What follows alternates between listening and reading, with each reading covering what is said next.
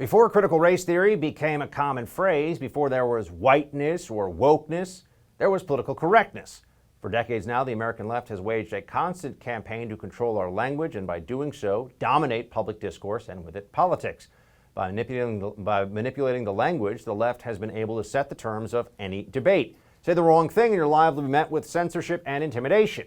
With the advent of social media and the rise of cancel culture, the threat faced by those who break from politically correct orthodoxy has grown even greater. So just how we get to this point.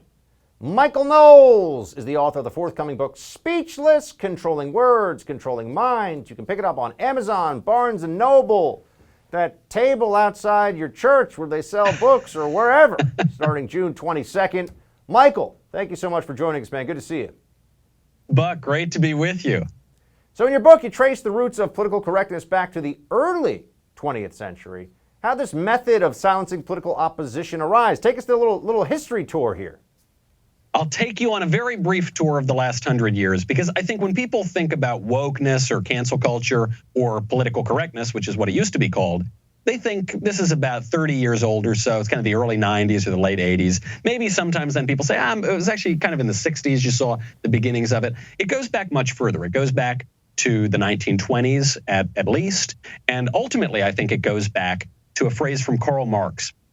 The phrase, many evil things go back to Karl Marx. And his phrase was that we need to engage in the ruthless criticism of all that exists. And from this phrase, you get academic movements like critical theory. We're talking a lot these days about one of the derivations of that, critical race theory. And what's the theory? The theory is very simple. The theory is to criticize. And you can see from the very beginning, there are brilliant theorists like the Italian communist Antonio Gramsci, who said that the reason the radicals' revolutions keep failing is because the conservatives have cultural hegemony.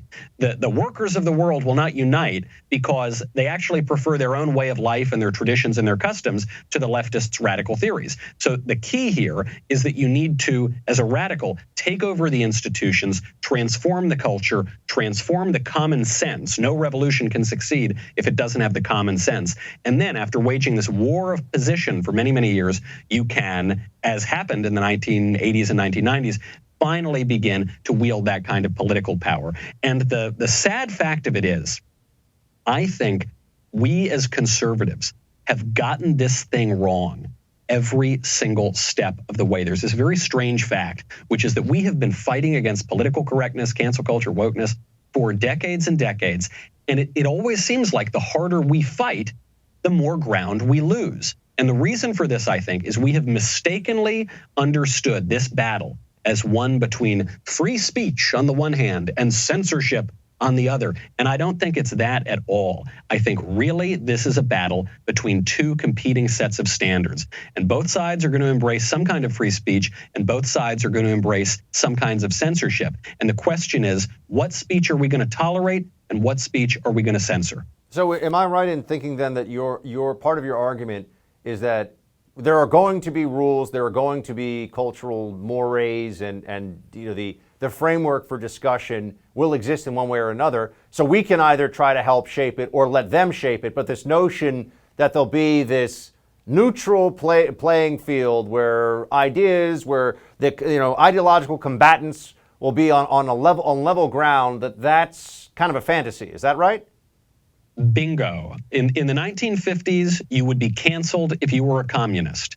Today, you will be canceled if you're not a communist. But there will always be some kind of canceling. There's always going to be some kind of taboo. Certain speech is always going to be off limits. From the earliest days of our country, whole swaths of speech were illegal. Sedition, fraud, threats, libel, obscenity. And those sorts of protections have existed throughout the history of our country. I mean, even as recently as 2009 at the federal level, a pornographer went to prison for 4 years almost for obscenity. It wasn't for any other crime. It was because of obscenity. But now that those sorts of standards have weakened and they've changed. I know that we on the right very often like to say that we understand free speech so much better than the left does.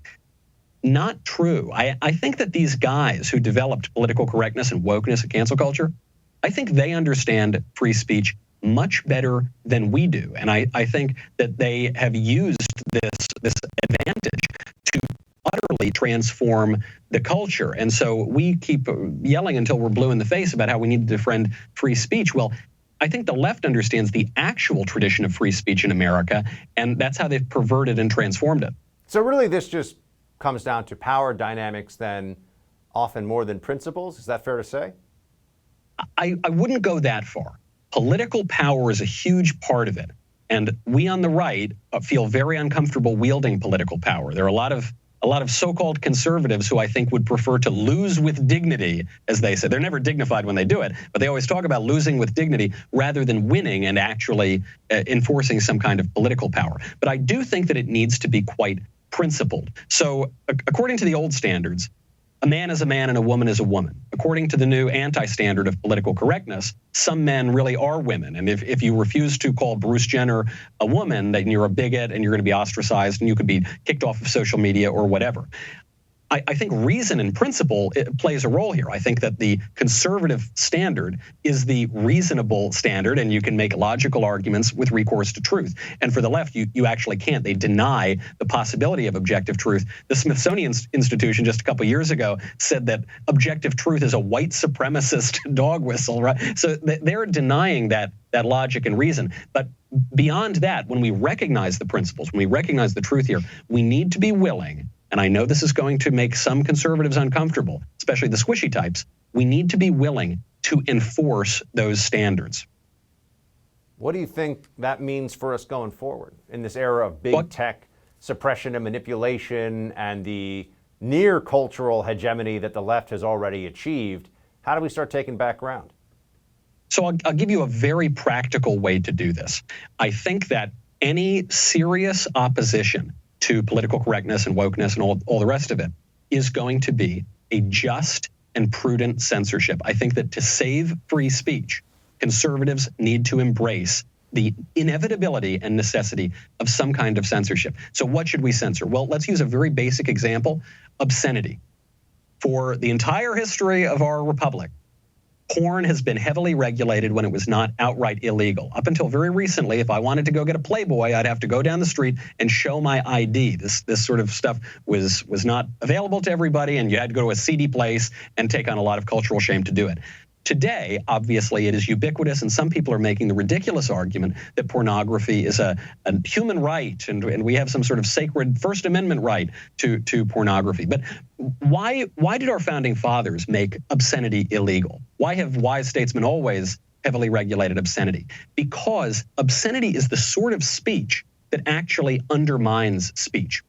By arousing people's basest passions and appealing to the lowest, most prurient desires, you're actually compromising one's own freedom. Another example would be fraud. Why is fraud not protected by free speech or by the First Amendment? Because fraud abuses speech to deceive people. It actually undermines people's confidence in speech. And so there's a line from G.K. Chesterton who said, "There is a thought that stops thought, and that is the only thought that ought to be stopped." And I think we have just completely lost the thread here and very often conflated liberty, true liberty, with licentiousness. This was a distinction very important to the founding fathers. Now we seem to have conflated the two.